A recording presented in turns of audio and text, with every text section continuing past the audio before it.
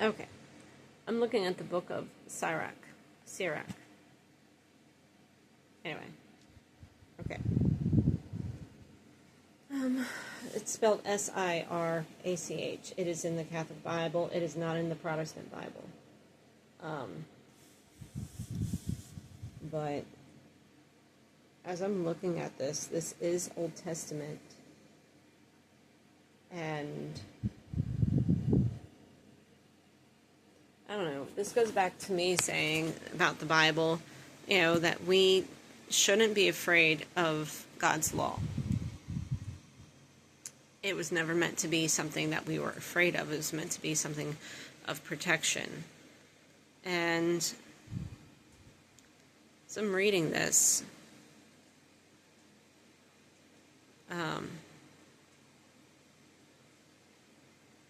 Chapter 35. I think it's in verse 1 I was looking at. To keep the law is a great obligation, and he who observes the commandments sacrifices a peace offering. And then verse 2, in works of charity one offers fine flour, and when he gives alms he presents his sacrifice of praise. Verse 3, to refrain from evil pleases the Lord, and to avoid injustice is an atonement.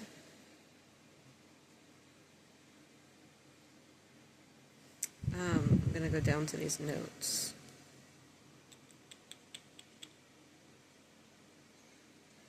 Where it says, well, this is talk about the 1 through 24.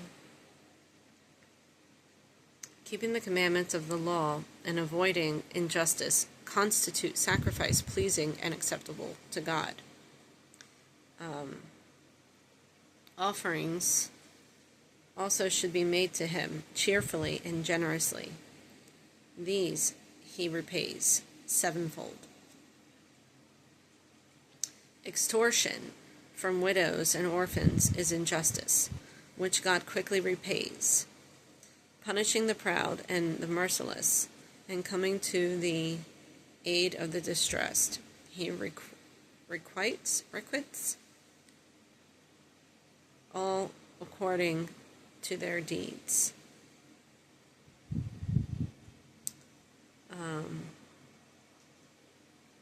Right here about verse 2, fine flour together with oil and frankincense was a prescribed offering to God. I didn't know that. So fine flour with oil and frankincense, that's pretty cool. To me, I mean, like I said, once again, I was listening to something recently and another video.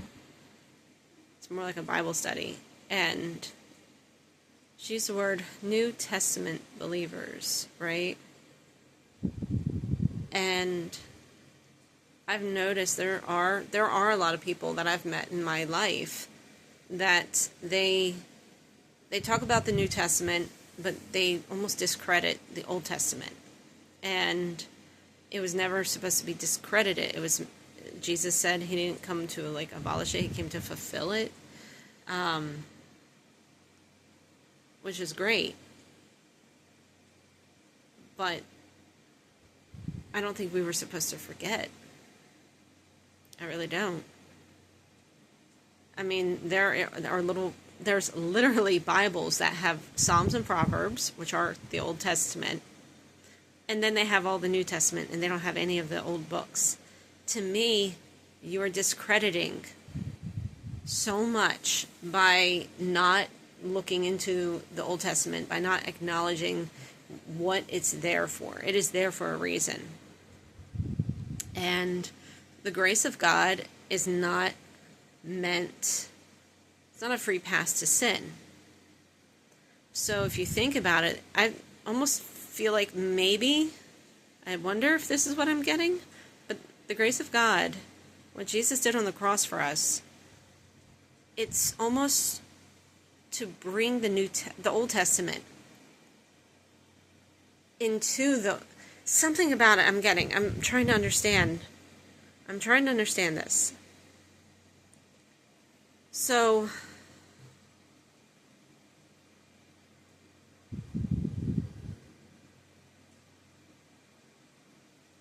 as I've said in another video, the grace of God was meant to free us from the bondage of sin, not just from the punishment of sin. Sin in itself, the moment you sin, you feel trapped, you feel chained, you feel bonded to it. You don't easily escape it. And then there's that shame that comes with it. And with that being said, the Old Testament would be more beautiful. The laws, God's laws, should be seen as something beautiful, and because it makes it easier. God's grace makes it easier to follow the laws. That's the point. I think.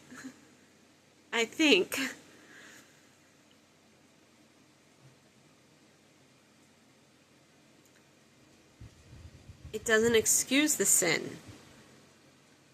Not in its sense. Like, I don't know. I'm trying to get this.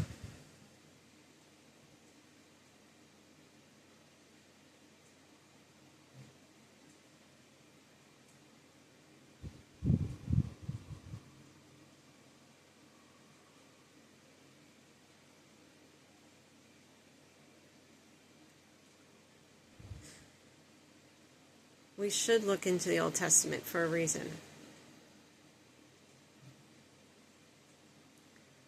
Because that is the references. There are references in there on how we are supposed to serve God, how we're supposed to live. What Jesus did is supposed to make it easier to live that way. Does that make sense at all?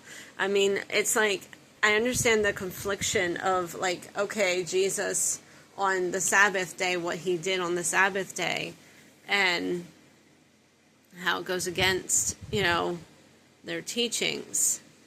And there's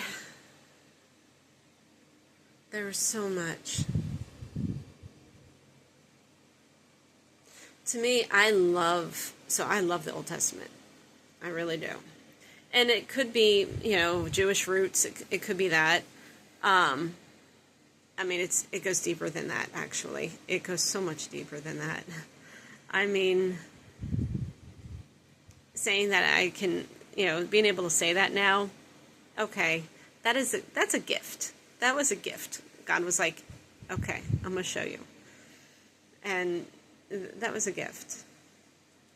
And like this right here. This is a gift to me. It has the menorah on it. And the menorah is very significant to me. It always has been. Something about the menorah, and it has to do with light. The light of God. So it's always been significant to me. And, like, yeah. Oh my goodness. I just...